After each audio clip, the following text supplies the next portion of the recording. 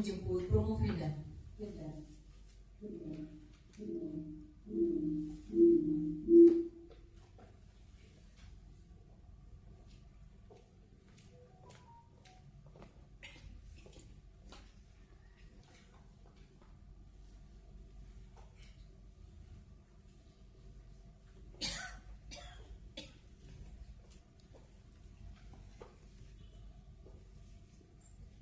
Assalamualaikum warahmatullahi wabarakatuh. Bapak Ibu yang kami hormati, puji dan syukur senantiasa kita panjatkan kehadiran Allah Subhanahu wa Ta'ala. Siang ini, program studi doktor pendidikan akan menyelenggarakan ujian promosi doktor bagi Promovenda Ulan Febrina. Ketua sidang dipersilakan membuka sidang. Baik, sebelum sidang dibuka, saya ingin menyapa Profesor Anwar Effendi. Pak sudah tersambung? Apa Profesor Anwar sudah tersambung? Apa Profesor Anwar sudah tersambung menurut saya? Dia dua masih sama-sama profil dua. Nah, audionya udah bagus. Sabun, insya Allah sabun. Baik. Mas Profesor Dr. Anwar Effendi yang terhormati, yang terhormati, adik saya Dr. Diana sebagai dari Narkoba TV, Bu Dr. Ria Arista sebagai bidang budaya, Pak Dr. Didi Yulis, Pak Dr. Muhammad Setiawan, kemudian saya Sekretaris, Bu Wulan Febrina dan keluarganya, hadirin yang dihormati.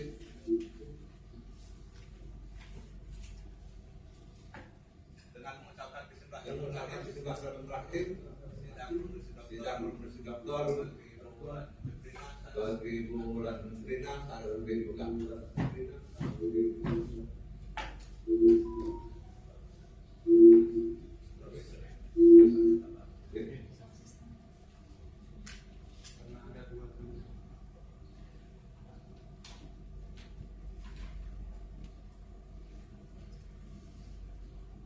Ibu Wulan Febrina yang terhormati, setelah kami baca surat teman saudara dan meneliti seluruh yang dibutuhkan, saudara dinyatakan bersalah untuk mengikuti ujian dokter pada siang hari ini dengan bacaan hasil judul pengembangan bahan ajar mata kuliah bahasa Indonesia berbasis sel digital CLL tinggi betul. Apakah saudara siap untuk dokter hari ini? Baik, terima kasih. Sebelum presentasi, kami persilakan promotor membacakan kayak gitu sekaligus dengan pandangan terhadap presentasi Promovenda.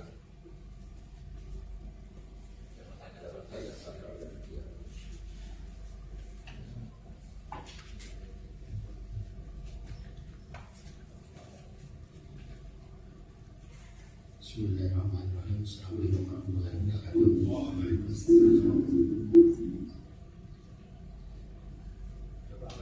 Coba audionya diperbaiki nih, sudah diperbaiki nih. Yang saya hormati promotor Sudarman Tanjung Pembidik, yang saya hormati tim promotor penguji. Pada hari ini akan diadakan ujian terbuka atas nama Ulan Febrina Pembidik, kelahiran Bengkulu 23 Februari 1992.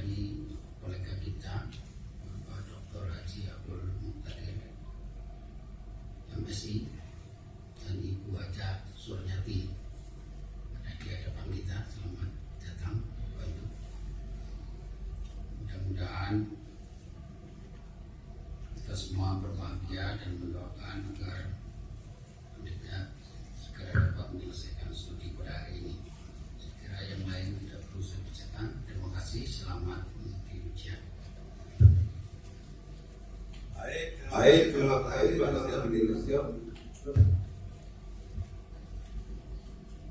Selanjutnya silakan pengumuman berbeda akan memaparkan sebentar dari utama plus minus 10 ribu.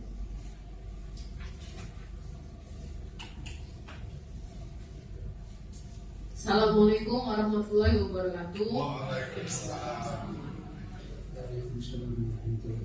Yang terhormat penguji luar Prof. Dr. Anwar Effendi, MPD, dan yang terhormat penguji ahli dalam perguruan tinggi Bu Dr. Eka Chandrawati, Ketua Penguji Prof. Dr. Sudarwan Danim, dan terhormat Kopromotor 1 saya Pak Dr. Didi Yudistio, dan Kopromotor 2 Dr. Ria Arista MPD, dan sekretaris sebagai sekaligus penguji Dr. Muhammad Kristiawan. Baiklah, di sini saya akan memaparkan presentasi disertasi saya yang berjudul Pengembangan Bahan Ajar Mata Kuliah Bahasa Indonesia berbasis CLIL di Perguruan Tinggi Kota Bengkulu. Yang pertama di sini latar belakangnya yang pertama yaitu selama ini pembelajaran hanya berpaku pada buku teks yang ada dalam pembelajaran bahasa Indonesia. Yang kedua, dampaknya mahasiswa mengalami kesulitan dalam memahami materi pembelajaran bahasa Indonesia sehingga dibutuhkan pengembangan bahan ajar mata kuliah bahasa Indonesia. Rumusan masalah untuk disertasi saya itu ada 3. Yang pertama, bagaimana analisis kebutuhan pengembangan bahan ajar mata kuliah bahasa Indonesia berbasis CLIL di Perguruan Tinggi Kota Bengkulu. Yang kedua, bagaimana proses pengembangan bahan ajar mata kuliah bahasa Indonesia berbasis CLIL di Perguruan Tinggi Kota Bengkulu. Yang ketiga, bagaimana kelayakan pengembangan bahan ajar mata kuliah bahasa Indonesia berbasis CLIL di Perguruan Tinggi Kota Bengkulu.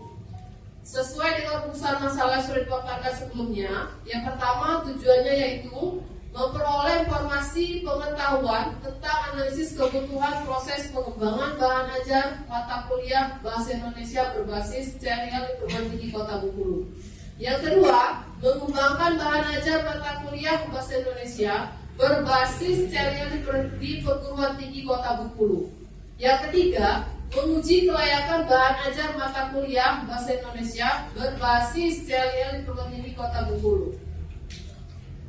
Di sini yang maksud dengan bahan ajar yaitu seperangkat yang ditulis berdasarkan sumber belajar. CLIL itu sendiri adalah pendekatan belajar yang berfokus kepada bahasa dan materi atau konten yang dipergunakan dalam pembelajaran. Untuk prosedur pengembangannya di sini saya menggunakan EDI. Yang pertama yaitu langkahnya adalah identifikasi kebutuhan, ditinjau dari kebutuhan dosen dan mahasiswa. Yang kedua yaitu ada desain. Desain apa di sini maksudnya yaitu tentang bahan ajar mata kuliah bahasa Indonesia di Perguruan Tinggi Kota Bengkulu. Yang ketiga pengembangan. Pengembangan di sini meliputi validasi ahli. Yang keempat, ada implementasi uji coba produk. Di sini saya melakukan 3 kali uji coba. Yang terakhir yaitu ada evaluasi respon dari pengguna bahan ajar itu, termasuk dari mahasiswa dan dosen tadi. Selanjutnya di sini ada tabel kerja teknik analisis data. Yang pertama di sini saya menggunakan analisis angket kebutuhan mahasiswa. Yang kedua ada analisis angket validasi ahli materi. Yang ketiga ada analisis angket ahli validasi dari ahli penyajian. Yang keempat ada analisis angket respon mahasiswa. Yang kelima ada analisis angket respon dosen. Dan sini juga menggunakan uji coba pretest dan post-test, artinya sebelum dan sesudah menerapkan bahan ajar tadi. Hasilnya yang pertama yaitu berdasarkan rumusan masalah tadi, berdasarkan analisis kebutuhan disimpulkan bahwa bahan ajar yang tersedia masih bersifat struktural tentang bahasa sehingga tidak menantang mahasiswa untuk berkreasi dan berpikir kritis. Yang kedua, proses pengembangan bahan ajar mata kuliah bahasa Indonesia berbasis serial perguruan tinggi Kota Bengkulu secara umum sudah baik. Yang ketiga, hasil uji kelayakan bahan ajar mata kuliah bahasa Indonesia di perguruan tinggi Kota Bengkulu dilihat dari hasil angket uji coba terbatas perorangan masuk dalam kategori baik, hasil uji coba kelompok kecil termasuk dalam kategori baik, dan hasil uji coba lapangan termasuk dalam kategori baik. Dengan hasil uji efektivitas mengalami peningkatan sebelum dan sesudah penerapan pengembangan bahan ajar mata kuliah bahasa Indonesia di perguruan tinggi Kota Bengkulu. Yang terakhir itu kesimpulan. Yang pertama, penelitian pengembangan bahan ajar mata kuliah bahasa Indonesia berbasis serial perguruan tinggi Kota Bengkulu sesuai dengan kebutuhan dosen dan mahasiswa. Yang kedua, pengembangan bahan ajar mata kuliah bahasa Indonesia berbasis serial tidak hanya secara khusus pada mata kuliah bahasa Indonesia, melainkan dapat digunakan secara umum pada mata kuliah lainnya yang ada di perguruan tinggi Kota Bengkulu. Baiklah, sekian presentasi dari saya. Wassalamualaikum warahmatullahi wabarakatuh. Assalamualaikum warahmatullahi wabarakatuh. Terima kasih Bu dan Bu Dina. Selanjutnya kita masuk ke sesi tanya jawab. Harap teman-teman akan diawali dari Profesor Dr. Anwar Effendi. Waktu yang tersedia untuk menguji ahli kira-kira 15 sampai 20 menit. Silakan, Prof.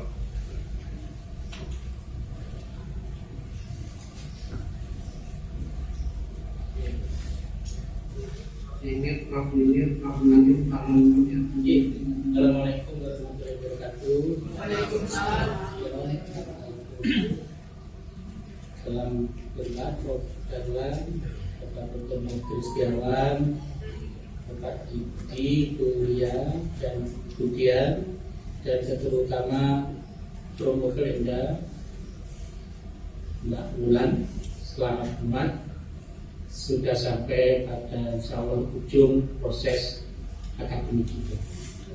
Baik, mudah-mudahan tentu dalam hitungan 1-2 jam ke depan Mbak Wulan akan menjadi salah satu pionir dalam konteks untuk pengembangan akademik itu. Baik, Mbak Wulan, selamat ya. Nah, yang pertama ini promosi ya, ada poin-poin penting yang akan dijadikan sebagai bagian dari nanti kalau Mbak Wulan, Saudara Saudara Budiana, 2 jam yang akan datang, nanti insya Allah akan menyandang gelar doktor, maka tentu ada sebuah pertanggungjawaban yang perlu dipikul dalam konteks akademik.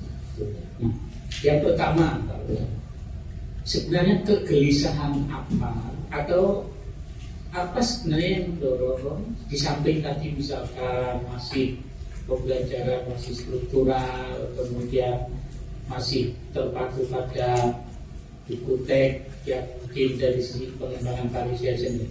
Apakah ada yang secara ideologis begitu menggelisahkan Mbak Wulan sehingga mengajarkan atau tertarik untuk meneliti dengan fokus seperti yang disampaikan tadi? Baiklah Prof, saya izin menjawab pertanyaan dari Prof. Anwar Effendi. Yang pertama, untuk buku MKU Bahasa Indonesia itu sampai saat ini Prof, untuk semua jurusan, baik itu jurusan hukum, misalnya komunikasi atau mungkin ekonomi, isinya sama semua Prof. Nah, jadi maka dari itu saya menggunakan CLHSD di sana untuk bahan ajar saya. Karena saya penelitian di hukum, di sana saya melampirkan untuk ragam kelas hukum. Sampai saat ini belum ada Prof. Jadi itu salah satu alasan saya untuk mengambil penelitian dari CLHSD tadi karena isinya yang terkandung di situ. Oke, nah itu yang belum dikuatkan dalam latar belakang bahwa yang ditaruh rekam itu adalah konten language integrated learning, gitu. Nah, oleh karena itu tadi perlu ditegaskan di dalam latar belakang kebaruannya justru bagaimana kontennya itu disatukan dengan elemen kebahasaan. Nah, konten itu diberi ruang kreasi sesuai dengan spesifikasi bidang kajian dari masing-masing itu Yes. itu ya Pak. Ya, baik. Artinya misalkan nanti teman-teman mahasiswa yang dari latar belakang ekonomi akan memiliki contoh pengembangan berbahasa Indonesia, utamanya bahasa keilmuan dari sisi ekonomi, hukum juga begitu, kemudian katakanlah nanti ilmu eksakta dan itu ya Pak. Ya.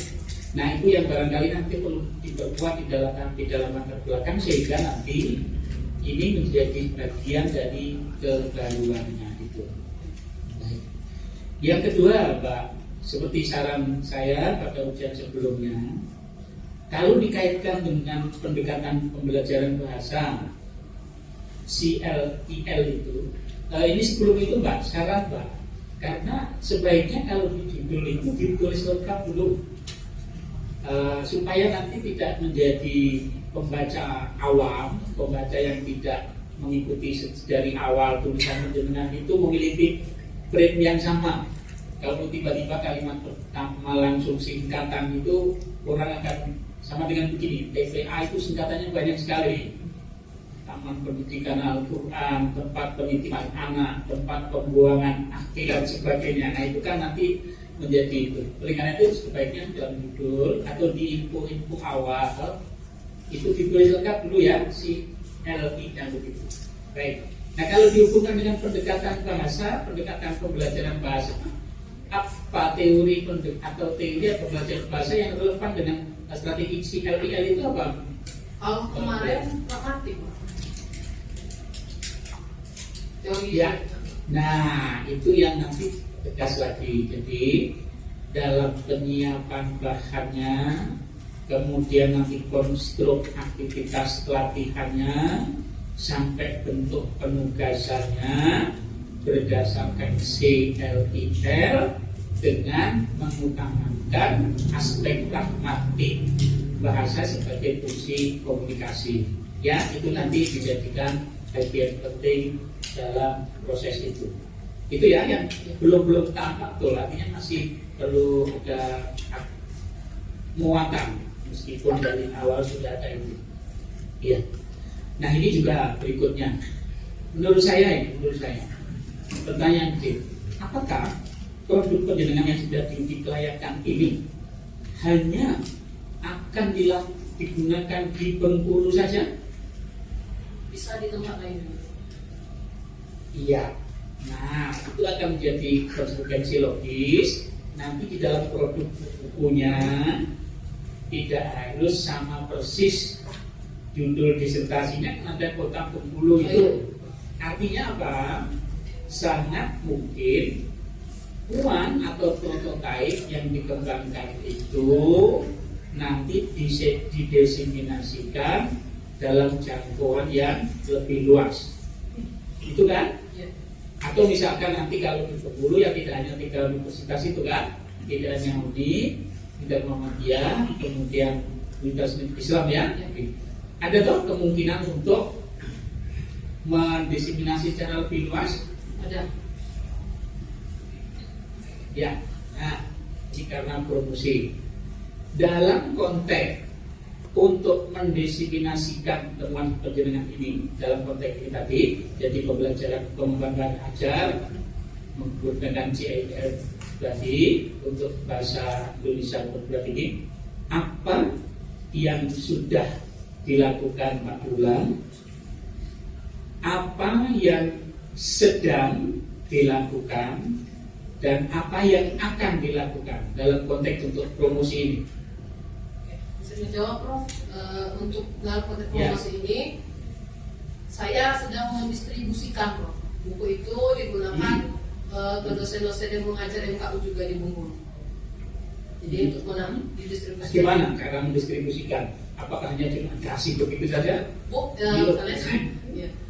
Ini hasil produk disertasi saya supaya ada perubahan untuk kedepannya dan hasil pembelajaran juga semakin baik. Ini saya berikan buku yang sudah saya buat sesuai dengan misalnya ada jurusan tadi Prof ekonomi, misalnya hukum seperti itu. Ya, maksud saya gini, bisa jadi nanti kalau hanya di buku cetak saja tentu mungkin sangat terjadi salah pemahaman. Nah, maksud saya gini, secara pribadi maupun nanti secara kolektif. Perlu ada ruang-ruang diskusi, perlu ada forum-forum ilmiah akademik dengan berbagai macam nama. Yang pertama, tentu nanti secara individual Mbak Wulan akan mempublikasikan produk ini sebagai bagian dari hasil pertanggungjawaban ilmiah. Tapi yang paling penting butuh kekuatan lain dalam konteks untuk mendistribusikan. Kalau hanya dibagikan saja, saya khawatir nanti hanya disimpan. Nah, menurut saya perlu ada sebuah dalam tanda petik gerakan yang diinisiasi, meskipun nanti skopnya kecil, misalkan sesama pengajar di Bengkulu, ya KIP, kemudian di jurusan pendidikan bahasa Indonesia itu, misalkan ada forum itu. Kemudian berikutnya melebar pada kampus atau komunitas lain, klaster-klaster itu. Itu sudah dilakukan belum, Pak Wulan? Belum. Ya, tapi kira-kira sanggup nggak melakukan? Insya Allah sanggup. Ya, sebagai bagian dari bentuk pertanggungjawaban, sehingga nanti dengan memiliki kontribusi terhadap aktivitas itu. Baik, berikutnya, apakah nanti di samping dalam konteks nanti dibagikan, juga akan diproduk dalam pengertian akan didistribusikan secara massal, misalkan di ISBN, kan begitu? Harus produk bukunya itu sudah disebarkan memang. sudah sampai di mana? ISBN. Sudah Sudah. Berapa? ISBN-nya sudah ya. Cuma Oke, belum di nah catatan pentingnya kalau itu nanti akan didiseminasikan dalam bentuk yang lebih luas, seperti yang pada ujian bentuk itu, desainnya itu harus dipercantik, looking begitu ya, bentuk hurufnya, kemudian tata letaknya, bahkan mungkin desain sampulnya, bahkan mungkin juga nanti aspek-aspek yang lain, sehingga dari sisi substansi ada kebaruan, tapi dari sisi tampilan tetap perlu dipertimbangkan. Saya kira begitu, Prof. Jawan. Selamat untuk Mbak Wulan, selamat juga untuk Pak Abdul yang dengan keluarga, mudah-mudahan ini menjadi bagian praktisi akademik di keluarga Pak Abdul. Pak Abdul, mohon izin Pak Jawan, Pak Abdul, orang tua Mbak Wulan ini teman tahun 2000-an di Unpad. Jadi mudah-mudahan ini menjadi tradisi yang baik di dalam konteks itu. Terima kasih, mohon maaf Prof. Jawan dan Bapak Ibu. Selamat sukses untuk Mbak Wulan. Mohon maaf. Assalamualaikum warahmatullahi wabarakatuh. Assalamualaikum warahmatullahi wabarakatuh. Terima kasih Prof. Dr. Anwar Effendi, luar biasa. Kapan nanti ke Bengkulu supaya kita satu meja dengan Pak Insya Allah, Prof. dengan keluarganya. Selanjutnya silakan pada Ibu Dokter yang dia akan kedawalan. Terima kasih Prof. Darman. Mohon izin Prof. Darman, Dewan Penguji dan Bapak Ibu sekalian. Assalamualaikum warahmatullahi wabarakatuh. Selamat bulan ya, akhirnya. Alhamdulillah. Hari ini bulan bisa menunjukkan ya bahwa bulan mampu. Lanjutkan terus bulannya, semangat, dan bulan harus mendapat prestasi-prestasi yang lain supaya ibadah bulan akan lebih baik. Bagaimana? Sebagai bentuk pertanggungjawaban kepegawaian Anda ya di dalam meraih doktor. Siang ini Budian ingin mencoba untuk mempromosikan ya kepegawaian Anda, karena sebenarnya apa yang Budian tanyakan ini sudah pernah ditanyakan. Dan sekarang saya yakin Bulan akan bisa menjawab lebih bagus. Oke, yang pertama Wulan, coba tunjukkan ya novelty. Jadi sebenarnya kan juga sudah dibahas oleh Prof. Anwar ya, novelty atau kebaruan di disertasi Anda. Karena kata Wulan, salah satu kebaruan yang Anda usung itu adalah silabusnya yang berbasis OB gitu ya, berbasis luaran. Nah, bisa kan Wulan tunjukkan bahwa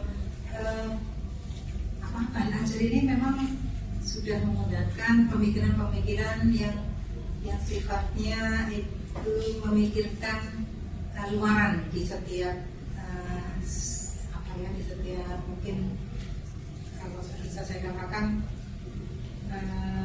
proses pembelajarannya atau bisa terserah ulang mau menunjukkannya. Silakan Bu. Baik, izin menjawab pertanyaan dari Bu Dian. Di sini saya menggunakan bahan ajar itu berdasarkan pendekatan berbasis CLIL. CLIL di sini yang pertama itu konsepnya adalah konten, itu dari isi. Di sini saya penelitian tadi melakukan penelitian ke Fakultas Hukum. Jadi di sini saya membuat materi itu tentang ragam bahasa hukum. Itu dari isinya.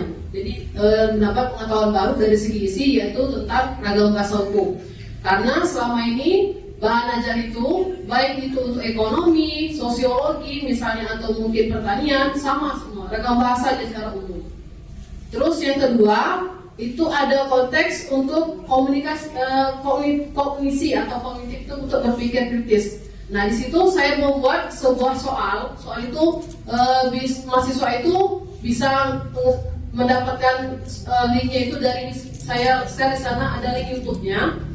Kebetulan sekarang yang lagi masih hot itu adalah berita tentang kejahatannya Verdi Sambo. Jadi karena anak hukum, jadi saya suruh mereka untuk klik link itu. Ketika sudah diklik, ada tugas selanjutnya lagi, yaitu mereka menjawab pertanyaan apa saja yang mereka amati di sana. Setelah itu menuntut mereka lagi untuk berkomunikasi. Artinya berkomunikasi di sini seperti apa? Mereka mendiskusikan lagi apa sudah didapat tadi, diskusikan lagi kepada teman lainnya, supaya nanti hasil yang mereka dapat itu bisa beraneka ragam, artinya bisa bertukar pikiran mereka nanti dari komunikasi itu. Dan setelah itu mereka yang selanjutnya dituntut untuk berpikir di sini kalau untuk mahasiswa dia berpikir kritis dan kreatif. Artinya hanya sekedar, saya menyaksikan misalnya ada sidang saja tidak sebatas itu. Jadi apa yang dia alami di sana, bagaimana bahasa hukum di sana. Karena kan tidak semua bahasa hukum itu kita orang umum ini paham. Misalnya kayak bahasa dalam pasal atau undang-undang seperti itu. Terus di sana yang terakhir adalah bagian dari konten atau budaya. Di sana saya juga untuk menugaskan kepada mahasiswa tadi, tentukan nilai-nilai apa saja yang ada di dalam persidangan yang mereka tonton tadi berdasarkan YouTube sudah saya sharekan di situ. Seperti itu mungkin Bu, terima kasih. Ya, bagus Bulan. Saya kemudian mohon luarannya setelah melihat dan memperoleh pengetahuan tentang bahasa hukum yang ada di dalam persidangan Verdi Sambo itu seperti itu, gitu ya. Tapi luarannya apa? Luaran dari produk pengembangan bahan ajar berbasis CLIL yang Anda terapkan di Fakultas Hukum itu seperti apa? Misalnya di dalam kasus memperhatikan persidangan Verdi Sambo tadi, bisa ditunjukkan kan? Oke. Untuk luarannya di sini mahasiswa mendapat pengetahuan baru dia Bu tentang bahasa hukum tadi. Terus yang kedua, dia juga bisa semakin meningkatkan kemampuan berkomunikasi dia tadi. Ya, itu tadi kan Bulan seperti yang ditanyakan oleh Bro Akbar. Tadi kan mengkonstruksi pelaksanaan pembelajarannya kan berdasarkan apa menggunakan teori-teori pragmatik. Ya. Nah, kan artinya mereka bisa berkomunikasi. Gitu kan. Nah, komunikasinya tadi antara lain kan ada yang lisan, ada yang tulis sebenarnya. Kalau yang lisan sih udah jelas ya, misalnya harus diperhatikan. Tapi yang tulis Mas kira-kira apa ya? Jadi untuk tulisan Bu saya tambah lagi jawabannya. Apa yang sudah mereka amati tadi, mereka tuliskan kembali. Bahasa hukumnya apa saja misalnya. Tuh, gitu. Jadi tidak hanya sekedar diucapkan saja, jadi ditulis juga. Yang saya usulkan Bulan ya? Ya. Yang saya usulkan misalnya saja mahasiswa itu juga akan mampu misalnya menulis replik misalnya Bulan ya. Karena kan lagi itu ya, lagi jaksa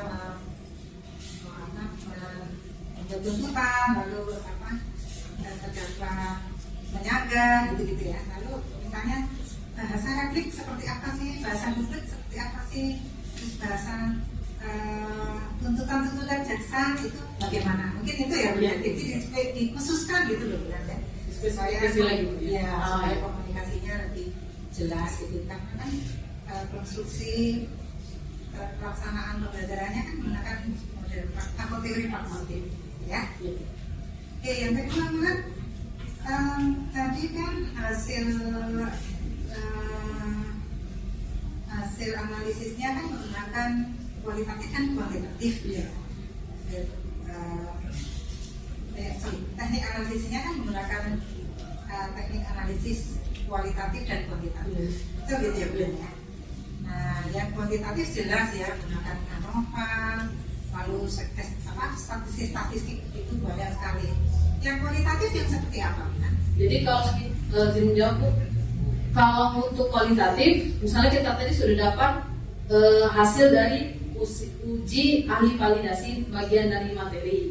Jadi angka itu tadi kita deskripsikan, Bu. Oh, misalnya dapatnya 8,9. Oh, itu kategorinya baik. Nah, kita jabarkan lagi baiknya karena apa? Itu dari segi kualitatifnya. Jadi tidak ada sebatas angka saja. Jadi karena tidak semua orang mengerti, oh, kalau orang yang biasa penelitian kualiti, maksudnya ini kualinya apa? Jadi kita supaya karena bisa kita itu karena untuk kita sendiri kan dibaca orang juga. Jadi seperti itu. Ya. Mungkin itu ya, Bu, yang belum digambarkan di belum nampak bulan di kasan ini. Jadi yang Anda tonjolkan itu yang kualitatif, ya, yang Anda tonjolkan yang kualitatif, tapi yang kualitatif nampaknya mungkin lupa ya. Padahal sudah ada loh di saksi itu ya. Makanya kita bisa sama-sama sudah nampak ada kualitatif, tapi rupanya lupa. Jadi tidak sekedar mendeskripsikan ya, bulan ya. Tapi ada karena kami mungkin melakukan penelitian uji ahli, lalu melakukan wawancara, melakukan observasi. Itu kan kualitatif semua, bulan ya. Itu mungkin yang harus diceritakan. Karena di diseminasi nanti seperti yang disarankan oleh Prof. Anwar, waktu Anda mensosialisasikan hasil penelitian Anda itu bermanfaat sekali, bulan ya. Yang kualitatif, yang kuantitatif jelas, ya. Namun yang kualitatif bermanfaat. Mohon bulannya nanti. Ya, baik, Bu. Jadi saya tahu. Oke, yang berikutnya, bulan, ini kan Anda ujian di S3 di program dokter ini kan ingin membentuk bahwa engagement Anda sebagai seorang dokter itu harus kuat gitu, bulan ya. Jadi seperti Prof. Anwar katakan bahwa ada yang sudah dilakukan, ada yang sedang dilakukan, ada yang sudah akan ada rencana-rencana besar yang akan Anda lakukan. Artinya di sana ada proses in the past, now, and future, ya. Nah, pertanyaannya bukan tadi Anda sudah banyak cerita tentang apa yang akan Anda lakukan, program-program biasa. Nah, sekarang yang sedang Anda lakukan dan yang sudah Anda lakukan, mohon diingat-ingat apa kira-kira. Silakan, Mas. Kalau yang sedang saya lakukan, di sini saya sedang melakukan seperti tadi sudah saya katakan, Bu, untuk pendistribusian manajer tadi. Tetapi kan tadi disampaikan sama Prof. Anwar, kalau sekedar distribusikan nanti nggak terpakai bukunya. Jadi nanti akan saya kumpulkan seperti grup diskusi. Kebetulan saya juga mengajar di UMB dan juga di sana banyak dosen untuk MKU. Di sana akan saya ajak untuk berdiskusi untuk mengadakan pembaharuan, mengadakan dan perubahan dalam mengadakan bahan ajar tadi. Jangan menggunakan bahan ajar yang lama lagi, karena sampai saat ini sepengetahuan saya memang belum ada perubahan sama sekali. Bahan ajar yang mereka gunakan di sana masih menggunakan bukunya Zainal Arifin sampai saat ini. Jadi nanti akan saya ajak untuk diskusi dulu. Nanti kalau tiba-tiba oh ini Bu ini nanti marah pula gak punya dosen di sana. Jadi secara perlahan tapi pasti seperti itu, Bu. Terima kasih, Prof. Terima kasih. Wah, terima kasih Bu Dr. Dian Mitra Chandrawardana. Selanjutnya berkesempatan pada Ibu Dr. Ria Arif Syahrir.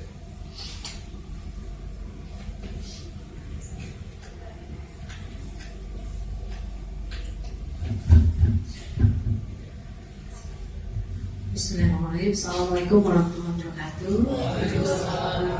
Terima kasih Prof sebagai Ketua Sidang Darwan. Yang terhormat Bapak Ibu Ketua Dewan Penguji, Pak Abdul Muqtadir dengan Ibu ya dari keluarga Wulan ya gitu ya. Selamat ya untuk Abdul. Alhamdulillah akhirnya selesai juga ya Wulannya. Setelah lama dihilang gitu akhirnya di waktu yang mepet gitu. Ya akhirnya terkejar juga gitu ya setelah di warning sama ketua prodi. Ya gitu ya alhamdulillah ya gitu. Jadi kita harus tetap semangat lah, kalau ngajar nanti nggak boleh begitu ya gitu, menghilang-hilang kayak gitu kasihan mahasiswanya ya gitu. Iya gitu, kita harus punya komitmen dan terhadap tanggung jawab kita. Ini kan tanggung jawab ya kan, tanggung jawab ya gitu. Oke, selamat ya bulannya. Selesai ini Anda sudah boleh nambah di depannya namanya, tambah panjang namanya Pak Abdul. Ini sebetulnya bukan kesuksesan Wulan saja gitu ya, tapi juga kesuksesan orang tuanya Pak Abdul dengan Ibu serta suaminya Wulan. Selamat ya. Ya gitu ya. Oke ya Wulan ya. Anda meneliti tentang CIL. Ya ini sebetulnya sudah cukup lama juga gitu ya. Teori ini gitu ya, ilmu ini itu konten and language teaching learning ya gitu ya, bukan content and language integrated learning ya gitu ya, content and language integrated learning gitu. Itu tahun 2010 ya sudah kita berinteraksi ya Pak Bu ya dengan CLIL ini ya gitu ya. Oke, komponen CLIL gitu ya, itu memang ada 4 konten ya. Makanya gitu ya, ketika kita menggunakan CLIL ini, maka ada anggapan bahwa dengan satu mata pelajaran saja selesai semuanya. Gitu ya, kita bisa mengajarkan apapun itu dengan satu mata pelajaran. Apa itu mata pelajarannya? Mata pelajaran bahasa. Ya. Karena apa? Dengan komponen kontennya itu. Ya, konten itu semua topik bisa masuk di dalamnya. Gitu ya. Kemudian di dalam juga ada kognitif. Ya, mengembangkan kemampuan berpikir. Ya, ditambah lagi dengan communication dan culture. Gitu, ada nilai-nilai budaya yang akan kita sampaikan. Nah itu adalah khasnya pendidikan, gitu ya. Ya Wulannya gitu ya. Nah, Ibu mengharapkan ini memang betul, gitu ya. Anda mengambil topik dari hukum ya. Tapi belum Anda kembangkan secara sempurna, gitu ya. Namanya ini baru prototipe. Ya gitu ya. Kalau bisa ini nanti tolong disempurnakan sampai untuk 16 kali pertemuan. Baik ya. Ya jadi 14 kali bahan ya, 2 untuk ujian. Nah gitu ya. Kalau untuk fakultas hukum tidak apa-apa, tidak masalah gitu ya. Nanti di fakultas ekonomi topiknya lain lagi. Kepentingannya untuk mahasiswa ekonomi. Ya gitu ya. Bukan hanya sekedar hukum, semuanya. Ya, semua fakultas yang ada gitu, itu bisa mengembangkan menggunakan CLIL ini. Gitu. Bahkan lebih menarik, dengan belajar bahasa anak-anak mendapat pengetahuan. Itu dia ini. Ya, CLIL ini. Dengan belajar bahasa anak-anak mendapat pengetahuan dan kemampuan berpikirnya dikembangkan. Nah, ya kemampuan komunikasinya dikembangkan, mereka mendapatkan nilai-nilai baik dari topik-topik itu. Nah, sekarang pertanyaan Ibu adalah untuk Wulan gitu ya, karena dia kan sudah mengembangkan CLIL ini ya gitu ya, khusus untuk kognitif. Kalau konten ya oke lah ya, makanya kalau jadi guru bahasa yang menggunakan CLIL itu pengetahuan umumnya harus luas, nggak bisa seperti kata dan tempurung, nggak bisa, pengetahuan umumnya harus luas, nggak pengetahuannya dia harus tahu apapun gitu ya. Yang pertanyaan itu cuma dari kognitif untuk mahasiswa gitu ya. Ini kan ada kognitif ini ya. Kemampuan berpikir seperti apa yang bisa kita kembangkan di sana ya, sehingga itu cocok. Yang khususnya untuk fakultas hukum. Nah gitu ya. Tapi kan ada pertanyaan luaran dari ujian gitu ya. Karena itu sebetulnya luaran itu berhubungan dengan desain kognitif kita gitu. Ya silakan Pak.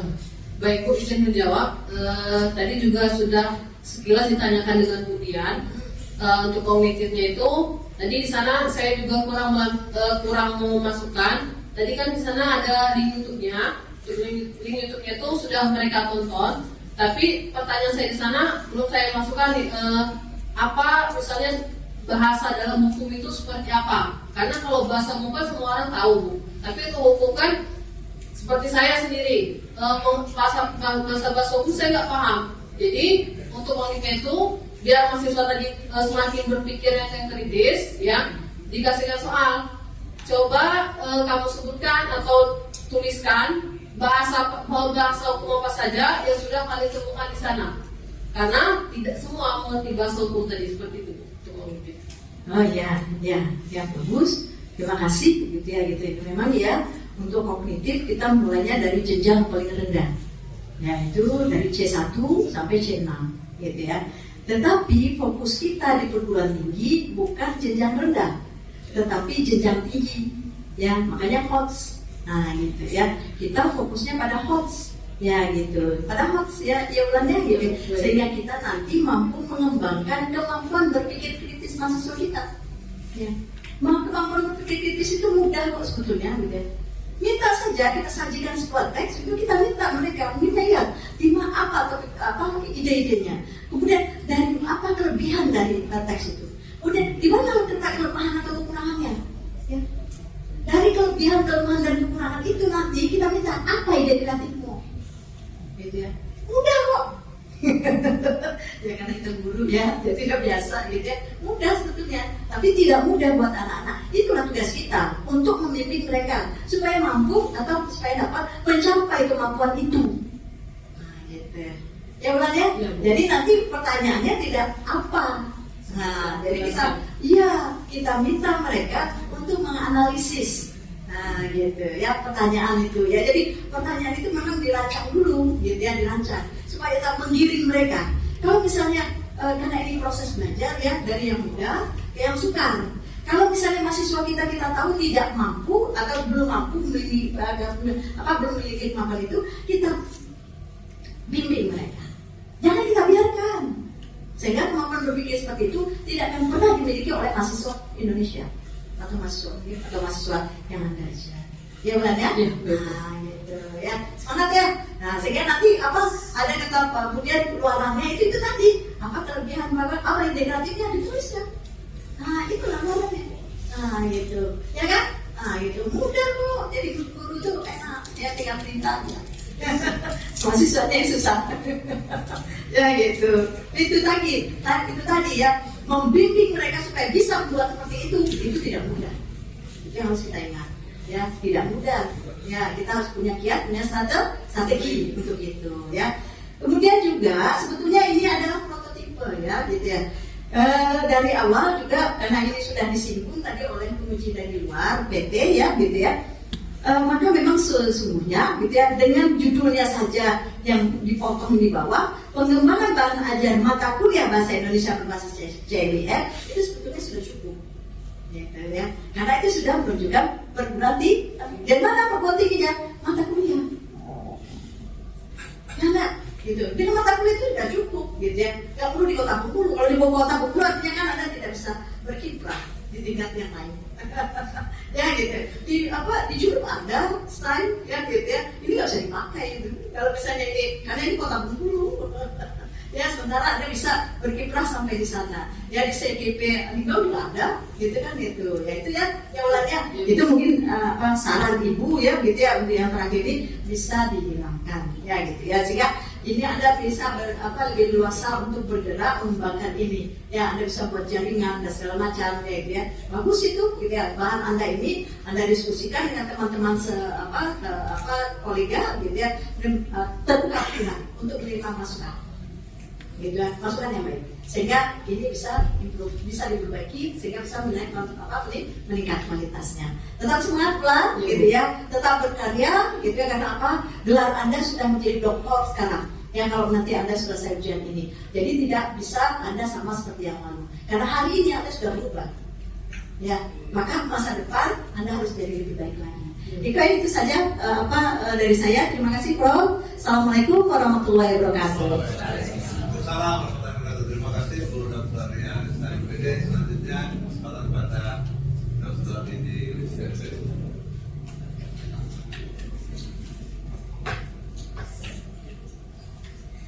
kasih. Assalamualaikum warahmatullahi wabarakatuh.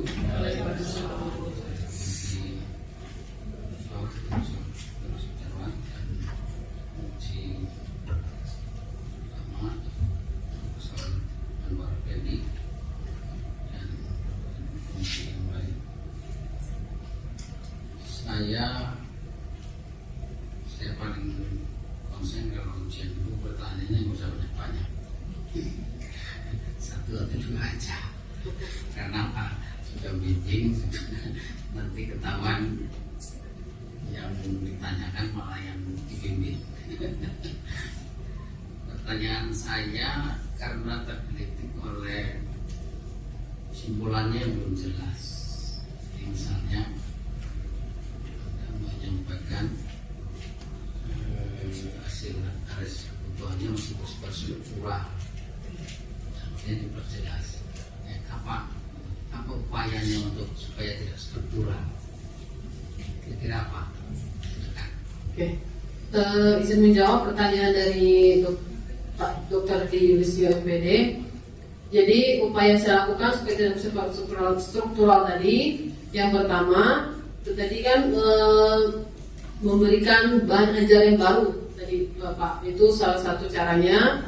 Yang kedua tadi itulah tadi mengadakan diskusi tadi, karena kalau tidak diadakan diskusi dengan dosen-dosen MKU, selamanya pembelajaran itu akan bersifat struktural dimanapun itu, seperti itu. Jadi struktural itu kan mengajarkan bahasa, selainnya bahasa, jadi yang diajarkan bukan mengajarkan bahasa, tapi bagaimana berbahasa. Ya. Jadi bukan apa itu kalimat, apa itu bahasa, itu struktural orientasinya. Apa itu kata, bagaimana kata itu bisa dioperasikan. Yang kedua, di disertasi ini ada menyampaikan hasil pemahaman ajar bahasa Indonesia itu sudah memperhatikan RPS lulus OB. Sudah dibuat RPS-nya. Sudah ada disertasi. Kalau sudah berbasis OB, mestinya kita harus konsen pelaksanaan pembelajarannya, misalnya menerapkan model-model pembelajaran berbasis misalnya PPR. Punya gambaran kalau model pembelajaran berbasis masalah, misalnya soal yang terkait dengan tadi dia sudah menyampaikan harus hot gitu ya. Kira-kira apa soalnya? Karena saya lihat dari tadi ada 4 soal. Salah satu contoh soal yang pas tadi kan sudah juga disarankan sama guru itu tidak hanya sekedar menyebutkan Pak, jadi bisa menganalisis atau mengkritisi seperti itu Pak. Jadi lebih tinggi lagi tingkat kemampuan berpikirnya. Jadi harus berorientasi pada 3 aspek dari domain kognitif, ya, analisis, evaluasi dan mencipta. Itu domainnya hot, ya. Sekolah itu harus hot, tidak boleh soalnya bukan pengertian itu lot, ya. Jadi kalau lot itu sudah nggak perlu mikir, anak itu tidak perlu mikir karena di buku juga sudah ada jawabannya. Sehingga orientasikan ke sana. Ada lagi misalnya model pembelajaran PJBL, ya, berbasis proyek nanti yang sedang digarapkan. Soalnya apa yang kira-kira supaya itu termasuk bagian dari model berbasis proyek itu harus muncul di OB, ya. Sehingga sekarang di unit meeting misalnya proses belajar mengajar perkuliahan harus dengan 2 sistem itu, 2 model. Ada gambaran. Kalau berbasis proyek, misalnya proyeknya apa? Dari mata kuliah bahasa Indonesia. Sudah ada gambaran belum? Belum ada. Menulis itu proyek. Ya. Goalnya mata kuliah bahasa Indonesia itu kan menulis, ya kan? Nggak ada buat proyek apa fantasi, nggak ada. Buat proyek buat itu nggak ada. Menulis, yang menulis apa? Menulis tentang apa? Persidangan. Iya. Ya. Nah, oleh karena itu saya setuju dengan Prof. Anwar tadi di latar belakang orientasikan fokusnya atau Bu Ria tadi istilahnya prototipenya itu buat fakultas hukum, bahasa hukum, ya. Jangan ditarik-tarik ekonomi, psikologi, bagiskan, orientasikan pada pembelajaran bahasa Indonesia di fakultas hukum. Itu yang pertanyaan saya. Dua, catatan saya masih ada di implikasi, ya, implikasi yang muncul di apa ini namanya, di teks yang dibagikan ini, itu tolong dicermati lagi, ya. Apa namanya, kemudian ini apa namanya? Sinopsis. Iya, sinopsis, ya. Jadi lupa blank gitu. Di sinopsis ini implikasinya sangat memprihatinkan. Saya kira Pak Prof. Anwar Effendi itu tertawa ya. Kenapa? Ini teksnya panjang banget. Ya, saya lihat teksnya panjang betul, ya, tanpa titik. Ya, jadi satu implikasi dari mulai awal sampai hampir selesai itu cuma 2 kalimat. Nah, gitu ya. Jadi diperjelas, ya, apa maksudnya ini supaya orang baca lebih jelas nanti. Dan itu pasti bagian dari disertasi yang utuh. Gitu. Nah, itu kan akhirnya saya menguji diri saya sendiri. Karena saya yang memperbaiki, tapi butuhnya tidak diperbaiki gitu ya. Jadi menguji diri sendiri. Saya kira itu. Terakhir selamat, saya sudah sampai, walaupun tadi dia juga sudah menyampaikan perjalanan panjang gitu ya. Ayah Anda juga pernah bertanya ke saya gitu ya, kenapa anak saya lama ternyata berhenti di tengah jalan, menikah dulu gitu. Karena memang waktu itu kan masih kenalan ya, masih memperkenalkan judul, belum tapi bimbingan, ternyata selesai. Itu luar biasa dalam prodi S3 itu. Terima kasih Prof. Assalamualaikum warahmatullahi wabarakatuh. Terima kasih Pak Dr. Yulistio. Selanjutnya Pak Dr. Muhammad Kristiawan. Terima kasih Bapak Sidang. Assalamualaikum warahmatullahi wabarakatuh. Waalaikumsalam warahmatullahi wabarakatuh. Yang kami hormati Bapak Ketua Sidang Profesor Dr. Sudorandani, kemudian ada Bapak Profesor Dr. Anwar, Ibu Dr. Ria, Ibu Dr. Dian, dan Bapak Dr. Didi. Selamat siang kepada Ibu Bulan. Bulan siapa namanya? Bulan Febrina. Nah, baik. Pertanyaan pertama saya buat Bu Bulan. Ini jangan dibaca tapi ya disertasinya. Coba sebutkan judul disertasinya tanpa dibaca. Pengembangan bahan ajar mata kuliah bahasa Indonesia berbasis serial di perguruan tinggi Kota Bengkulu. Bagus. Berarti memang hafal ya. Jadi jangan sampai nanti disertasinya apa judul-judulnya lupa gitu ya. Oke, Bulan Febrina ya. Pertanyaan kedua saya tentang isi disertasi ya. Ibu meneliti CLIR. Apa kepanjangannya? Content, Language, Integrity, and Learning. Baik. Itu termasuk model pembelajaran atau apa? Pendekatan. Apa bedanya pendekatan dengan model? Model itu ada yang kita gunakan di sana, ada yang kita terapkan seperti itu. Pendekatan itu caranya. Baik. Ada berapa pendekatan pembelajaran yang Ibu Bulan tahu temannya si LIL ini? Mas LIL PJBL memang bisa. Temannya ya, serumbun. Kalau saya bilang no best teaching methodology, tidak ada satupun metode pembelajaran yang terbaik. Saudara setuju enggak? Apa alasan saudara setuju? Karena semua pendekatan pembelajaran itu punya kelemahan dan kelebihan masing-masing, Pak. Apa kelemahan CLIL? Kalau untuk kelemahan CLIL itu tidak semua pendidik atau dosen bisa menerapkannya secara sempurna.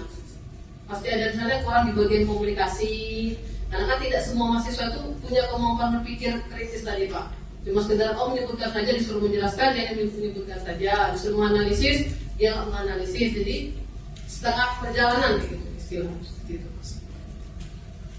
Kemudian tentang disertasi, kesimpulan penelitian ini apa sebenarnya yang bisa Ibu bagikan kepada para audiens? Untuk kesimpulannya, yang pertama itu CLL itu sebaiknya bisa diterapkan untuk terutamanya seperti sudah dikatakan disampaikan oleh Bu Direktur tadi, itu untuk pembelajaran khususnya untuk mata kuliah bahasa Indonesia, karena di sana kan yang mengutamakan bahasa dan kontennya isinya tadi. Baik, berarti Ibu menguasai ya CLL. Insya Allah, ya Pak. Sudah berapa lama belajar CLL? Dari 2020 Pak. Oh, Proposalnya dari 2020. baik. Sudah berapa lama kuliah? Semester 12 sekarang Pak. Oh, semester 12. Masih mau nambah? Jangan. Baik. Siapa yang biayain kuliah? Kalau dulu sebelum saat menikah itu masih orang tua Pak. Tapi kalau sekarang udah nikah jadi suami. Oh, bisa suaminya biaya kuliah ya? Bisa kan bukunya sekarang udah selesai. Baik, Ibu dosen. Di UMB Pak dulu. Baik, disertasi Ibu ini kira-kira didedikasikan untuk UMB untuk apanya kira-kira? Dari untuk bahan ajarnya saya akan salurkan ke sana Pak. Baik, sudah berapa lama ngajar? Dari 2016 Pak. Baik, baik bulan ini anaknya dosen ya? Alhamdulillah ya. Ada bapaknya sini. Ada. Selamat datang Pak Abdul. Ibunya ada juga ya? Ada Pak. Siapa saja yang Ibu undang hari ini? Ada orang tua saya, ada ibu, di belakang itu ada kakak Pak. Oh iya. Ini suami saya, mertua, dua, dan di belakang ada adik ibu, om dan tante saya Pak. Oke. Yang belakang-belakang nggak disebutkan. Itu staf mahasiswa dari PGSD, Pendas, dan juga ada dosen Pendas. Di belakang Pak ada angkatan 2 dan Masih ada ada angkatan staf 2. tutor. Masih ada teman angkatan 2. Masih Pak Suprapto Rahman, Waktu Rahman dan Pak Suprapto dan Pak Desna. Tapi udah tamat ya? Udah, Waktu Rahman belum Pak. Mau berlama dulu. Oh, nanti saya ingin Baik. Terima kasih karena Bu Bulan menjawab dengan baik. Terakhirlah saya nanya, nama Ibu ini Bulan Febrina. Kenapa namanya Bulan Febrina? Lahirnya bulan Februari Pak, Kapan ulang tahunnya? tanggal 23. Oh, baik. Aturan kemarin ujian terbuka tanggal 23. Baik, jadi wisuda. Baik, terima kasih atas semua jawabannya dan saya bahagia. Terima kasih waktu atas waktunya pada ketua sidang yang kembalikan. Assalamualaikum warahmatullahi wabarakatuh. Terima kasih Pak Dr. Mahfud Setiawan. Jadi saya terakhir ya. Jadi saya nggak terlalu serius. Tapi saya sebetulnya sangat terobsesi dengan pemikiran orang bahasa dan bagaimana melakukan transfer itu dalam kehidupan. So, kalau pesan orang bahasa itu digunakan dalam kehidupan, dunianya akan aman. Dunia ini akan menjadi wahana orang untuk bahagia. Tapi faktanya tidak. Gunakan bahasa yang baik dan benar. Tapi akan bekerja yang baik dan benar, mengemudilah secara baik dan benar, dan berdaganglah dengan baik dan benar. Tidak ada orang mengatakan tidur melululah secara baik dan benar. Atau itu kan? Tapi di dalam orang bahasa sendiri kadang-kadang suku pun saya tidak ahlinya, sudah saya kerja juga. Banyak sekali tulisan yang tidak mencerminkan kemampuan berbahasa seseorang. termasuk juga di disertasi ini. Tapi disertasi yang baik itu sebenarnya bukan disertasi yang baik. Disertasi yang baik itu adalah disertasi yang bisa mengantarkan orang mencapai gelar doktor. Kurang-kurang itu bebenahnya sendiri sambil jalan. Karena orang biasanya bisa berbenah itu kalau dipermalukan, ya, baru dia berbenah diri. Supir itu kalau belum pernah diraja polisi kadang-kadang seenaknya dia. Ketika menghadiri polisi dia akan hati-hati. Tapi saya ingin mengatakan bahwa orang mengatakan bahasa harus komunikasi, betul nggak? Betul nggak bahasa harus komunikasi? Bukan. Apa itu? Bahasa itu alat apa? Alat apa bahasa itu? Alat untuk komunikasi. Alat komunikasi. Tapi bisa juga alat untuk menyembunyikan. Iya. Tidak menyampaikan sesuatu yang sebenarnya. Demikian juga bagaimana tanggapan orang terhadap ragam bahasa yang muncul dalam kasus Ferdy Sambo. Pemaknaan itu tergantung pada posisi, betul nggak? Iya, Bang. Pengacara mana yang begini, ada pengacara terdakwa, pengacara keluarga mana yang begini, jaksa mana yang begini, hakim juga mana yang begini. Lalu sidang sengketa. Di antara pemaknaan yang beragam itu kalau menurut Ibu mana siapa yang paling benar? Secara akademisi, secara akademik. Baiklah, saya menjawab pertanyaan dari Prof. Darwan. Kalau menurut saya, nggak ada yang benar kok. Mereka masing-masing beda-beda semua menurut persepsi mereka tadi. Itu ya. Karena itu memang makna itu seringkali subjektif. Tapi pada titik akhir, keputusan hakim harus kita terima. Karena kalau kita percaya keputusan hakim, kita keputusan hakim. Karena itu dalam proses seperti itu harus diterima apapun yang dilakukan oleh hakim. Nah karena itu tadi mestinya Anda ketika memberikan tugas pada mahasiswa tadi bikin grup. Anda seolah-olah pengacara Sambo, Anda seolah-olah pengacara terdakwa, Anda seolah-olah pengacara jaksa, gitu. Lalu nanti ada satu kelompok lagi yang akan mengamati dari pendapat yang berbeda itu Anda mana yang benar. Gitu. Nah itulah yang coach tadi disampaikan oleh Ibu Ria itu. Itu pasti ada yang benar, tapi mungkin salah semua. Gitu. Meskipun benar tidak tergantung pada sisi pandangnya dan perbedaan sisi pandang itulah yang kadang-kadang membuat orang beda pendapat. Tapi ini beda pandang itulah ketajaman berpikir itu akan muncul, begitu kan? Kalau saya punya kritik pada guru bahasa dan dengan dosen bahasa, ketika mengajar itu tidak inspiratif. Demikian itu dari buku teks. Menulis mereka terampil berbahasa, wah jelas sekali gini-gini kan. Tapi saya itu tidak bermakna. Berbicara sebenarnya terampil berbahasa, tulis gitu. Saya itu belum bermakna. Mestinya buku bahasa itu melakukan dimunculkan penulis-penulis hebat yang mengubah dunia ini. Penulis-penulis hebat yang kaya raya dengan keterampilan menulis. Saya begitu kan? Begitu. Oh nanti orang selama itu, oh ini loh gunanya. Demikian juga membaca sebentar berbahasa. Dimuat situ beberapa pembicara yang hebat di muka bumi ini. Penyiar-penyiar yang hebat, juru kampanye yang hebat, translator yang hebat gitu. Kalau nanti dia terinspirasi. Kalau nggak nanti guru bahasa kayak guru matematik. Sini sekian sama dengan berapa?